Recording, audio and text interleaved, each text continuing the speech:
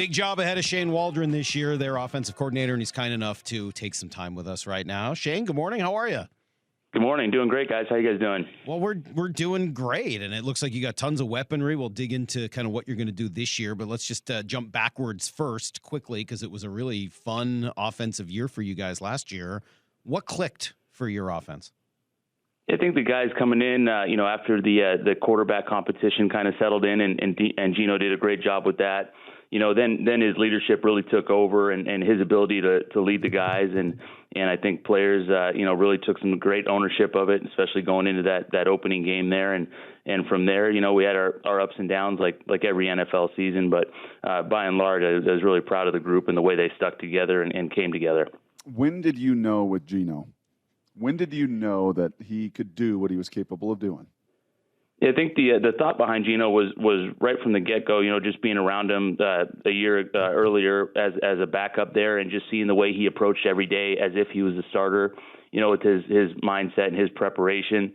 So then when he got into that competition and Drew did an unbelievable job as well of pushing the thing and making it a hard decision. But, you started to get the sense that Gino was ready for this. And, throughout his career, the different circumstances that has come his way, it just hadn't led to where he was this past year. And so when he got his opportunity, when he was named the starter, that's when you started feeling really good about it. And then, you're never going to know for sure with anyone until the games start happening. And then the command and leadership that he showed, the poise within the games, really was exciting for us. I mean, I kind of understand that, but we had watched Gino, and we even saw him last year in training camp, et cetera. I mean, he didn't look like he did once the game started for real last year. I mean, I think there were some very real questions about him leading that offense, and he went out and answered every single one of them over the course of the season.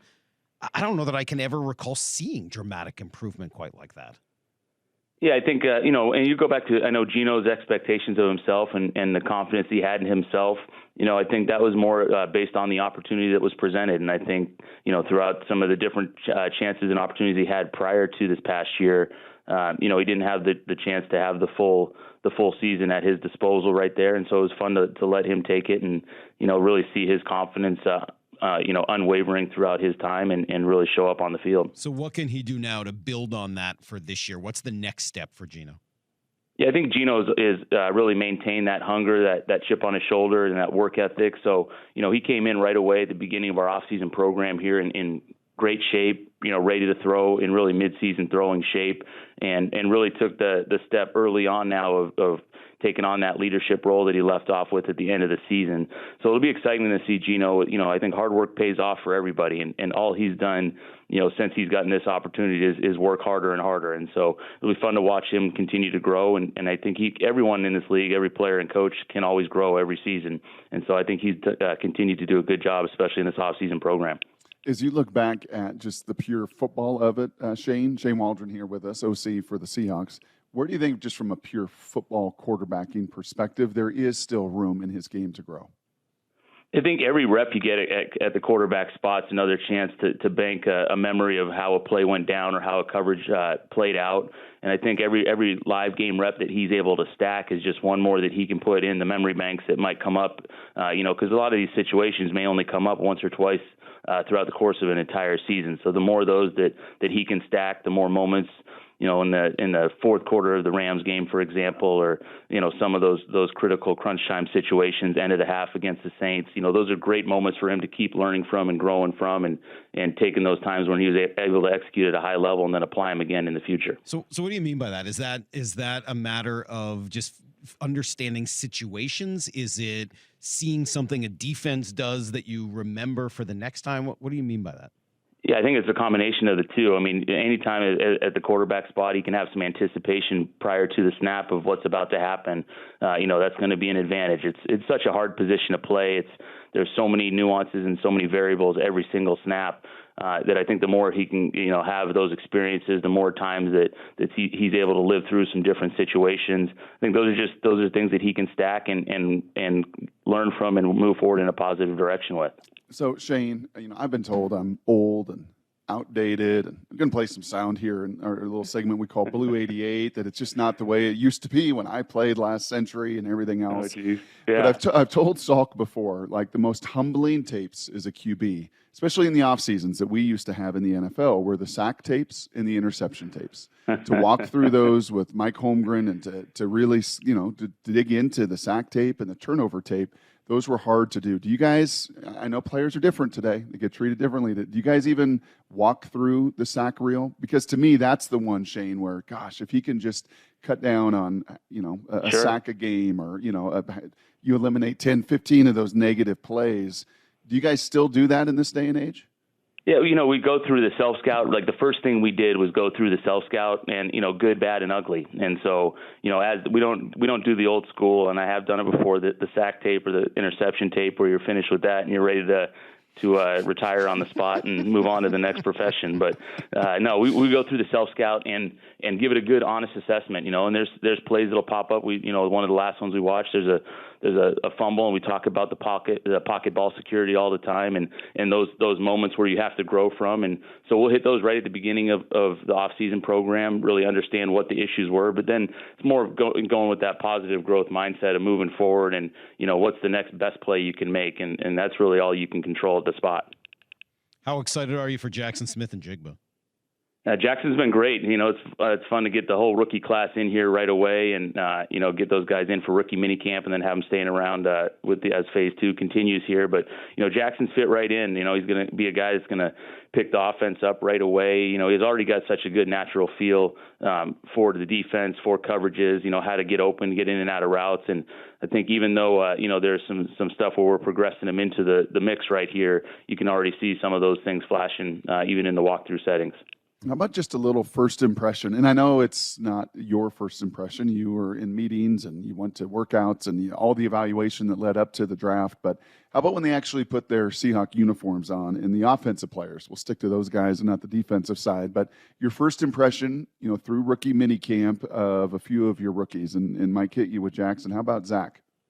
I think Zach is a true pro right away. He's gotten in the building and really been about his business, and again, a guy that's really showed up. And I know it's kind of tough for the different things. Those guys are getting pulled in all sorts of directions in the leading up to the draft. But, man, this guy came in great shape, ready to work, and you can tell that he's a guy that'll be able to work 24/7. Hey, on Zach, we were playing some sound earlier from Jim Nagy saying that he was a pick that makes sense for the Seahawks because of their identity.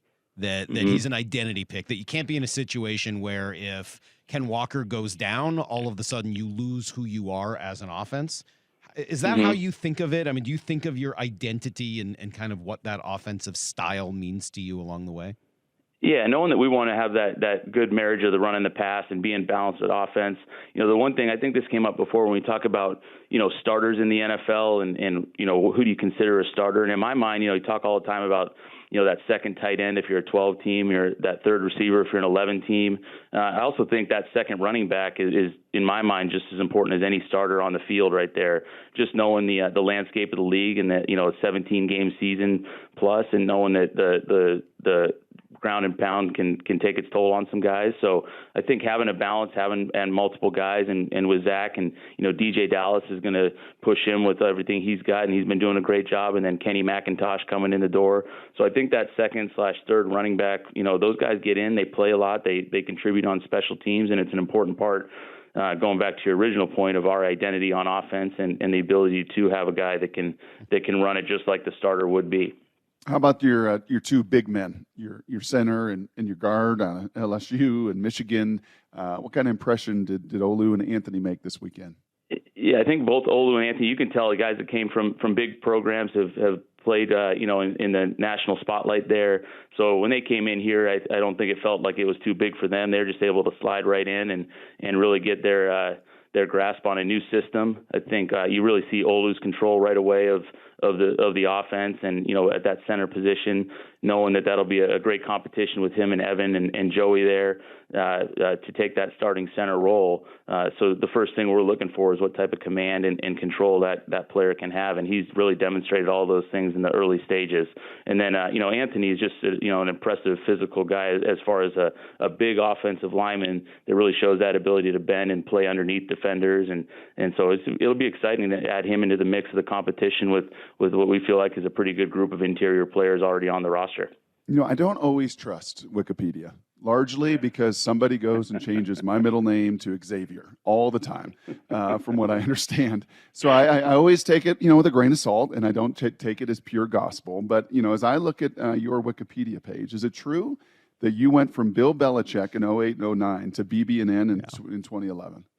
I did. Had there was some UFL in the mix there too, and it's always a little bit of a roller coaster ride. But yeah, it was a year at BB&N with John Pappas, and Mike Willie was there. And the great thing is that here's another Wikipedia thing you can throw on. Then we just got a guy from the ISL as one of our rookie free agents right here. Yeah. So here's where I wanted to jump. I was going to wait till the end, but I was going to jump in. There's no way Jake Bobo should be on this team. This is ridiculous. How dare you allow a Belmont Hill kid onto the Seahawks? Shane, I expect better from you. Yeah, this is just, I know it's right up there with Alabama and Georgia as far as rivalries go. So I think it's tough to, it's going to be tough for the BB&N guys to understand that there's a Belmont Hill kid on the roster. But, Jake's done a great job, though, of coming in and really competing. Yeah, I'm out on this. I played Belmont Hill in 3 sports a year for 6 years, and I think I have an 0 and whatever record. I don't think I ever beat Belmont Hill in a single sport in the entirety of my high school career, and now you're just rubbing it in my face with this Jake Bobo, who, by the way, burned somebody off the line the other day like he was nothing. He actually did have a great release on that go ball. Yeah, he caught down the left side. Yeah. Hey, I know nobody cares about this. Did that Juan Carlos Santana kid is he going to be around? He caught every pass for like an entire practice. Yeah, him and Hicks, there were some really good young rookie receivers that were around as tryouts for the rookie mini camp, including Juan Carlos. And, they did make a good early impression. And, the roster, there's always movement. There's always competition throughout the off season on the roster. So those guys that were able to come in here and, the nice thing for them is, usually we get those workouts where a guy will come in, whether it's during the season or the off season, and it's a day, and they, we throw to them and try to make a little bit further evaluation on what we already know about them. But with the guys that come in for that tryout for rookie minicamp, you really get to spend that full 3 days with them and get them in meetings, get a feel for, how they're going to learn, how they're going to process our information, and as well as all the physicals. So, it's a great opportunity for those guys to put it out there and then really be, high on lists as the roster evolves throughout the course of the off season. I was really struck watching practice at how coordinated everything was and how functional. Yeah, how functional it was, considering that these guys had all just met basically a day or two before. How big of a challenge is that for you in your job to try to coordinate all of that and just get these guys to function normally so that you can get a decent understanding of who they are? Sure. I think, it starts with the standard that Coach Carroll set with practices, everything, and really puts that out for those rookies right away, so they have an understanding of what it means to be out there and practicing as a Seahawk. And then, really it's more the assistant coaches that do such a great job with the, all the drill work, getting those meetings, finalizing the teaching, but then, implementing it in walkthroughs and then getting it right out on the drill. And then, the chance I get to get the guys in the full 11-on-11 or 7-on-7, and those guys are ready to roll. It's really a compliment to the assistant coaches and how well they prepare and how much time they put in for a rookie weekend that is combined with some tryout guys as well as draft picks and everything in between. So every day we approach the practice field, it's no different with those guys than it is with the veterans. And I think that mindset from Coach Carroll really allows it to be a smooth operation and competitive as can be. Okay, we got to get running. I know you do as well. We're going to do just, I got 3 really quick football questions. A little 2-minute drill here. Just 3 final quick football questions. No timeouts? No timeouts. Yep, it's go time. Is there a consistent message that Pete Carroll gives to you as a play caller? On the sidelines, in those headsets, as we watch you, is there a consistent message over these years that he reminds you of? He'll always remind me to stay aggressive, be attacking with that mindset, and the runs are the time when we need to run the ball, and the throws when we need to run them. So he'll chime in and always keep me in line, and he has a great defensive perspective. So he'll be constant communication with that throughout the course of the game. As you evaluate yourself as a play caller over these last few years, where do you feel like you've grown the most? I think just like the players, every rep you get, you get more comfortable. And for me, it's especially in those end of half, end of game scenarios where, more reps at it, more time to make those quick decisions, and feel like I've continued to grow that way. And lastly, why do you think Pete Carroll and Bill Belichick get along? I think their football is the same. What they believe in, their core beliefs, the way that they run a team. Different personalities, but the same message, and the ball is all the same. And your impression of Damon Heward when you were with the Patriots in 02 through 04? He was great. He was a great backup, and he really fulfilled that role. And I know obviously with you guys there, the local history behind that, but no, he did a great job. I've heard that he's the nicest Heward brother. Okay, we heard that just recently earlier this week. All All right. right. Yeah, Shane, we do appreciate it. Continued good luck, and let's make sure we cut Bobo as fast as possible. I feel like he's already infecting the team with the Belmont Hill issues. So, hey, seriously, thank you. We appreciate it. We'll talk to you soon. All right, see you guys.